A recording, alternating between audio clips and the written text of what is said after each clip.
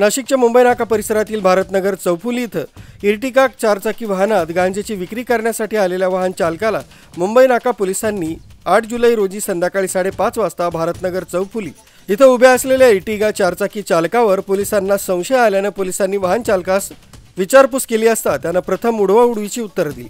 पोलिसांना संशय आल्याने वाहनाची तपासणी केली असता 19 किलो वजनाचा गांजा आढळून आल्याने सदर वाहन चालकाचे नाव किरण धुमाळ असून वाहनांमध्ये एक महिला तसेच एक पुरुष असल्याचं पोलिसांनी सांगितलं।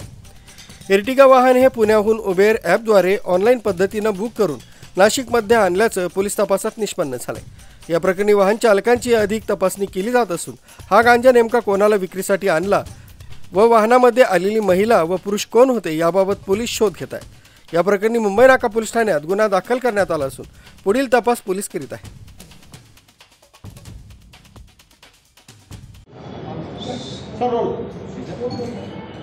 आज सकाळी मुंबई नाका पोलीस स्टेशनचे महेश दुने अंमलदार सदगीर आणि डीबीची टीम पेट्रोलिंग दरम्यानमध्ये एक गोपनीय बातमी मिळाल्यावरून भारतनगर चौफुलीवर एक उबेर ह्याची एक इर्टिगा कार जे गाडी नंबर आहे MH12WR 5262 ह्या गाडी एक संशय स्थितीमध्ये गोपनीय बातमी मिळाल्यावरून त्या गाडीची तपासणी केली असता सदर गाडीमध्ये 19.37 किलो गांजा मिळून आलेला आहे आणि गाडीचा चालक यांना आम्ही ताब्यात घेतलेला आहे।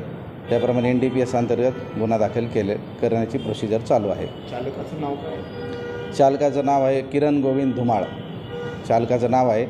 त्याच्यासोबत एक महिला आणि एक पुरुष होते असं त्याचं सांगण्यात आलेलं आहे। त्याप्रमाणे सविस्तर तपास करून त्याप्रमाणे पुढील कारवाई करत आहोत। कुठल्या ज्या महिला होत्या ते या सगळ्याच्या बरोबर होतात काय बोलणार नाही, त्यांनी एक महिला आणि एक पुरुष त्यांनी ती गाडी करून आले होते असं त्याचं म्हणणं आहे। हे सामान त्यांचं आहे की म्हणजे ऑनलाईन बुक केलं होतं नंतर हे टाकलं तसं त्याचं चालकाचं असं मत आहे किंवा त्या दोघांचं ते सामान आहे। आता तपासामध्ये बघू पुढं काय निष्पन्न होतं आहे।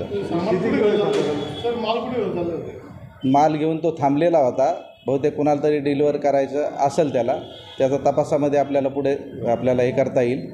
माल एकूण 19.37 किलो। शिवाजी आडांगळे, अर्वाचीन महाराष्ट्र, नाशिक।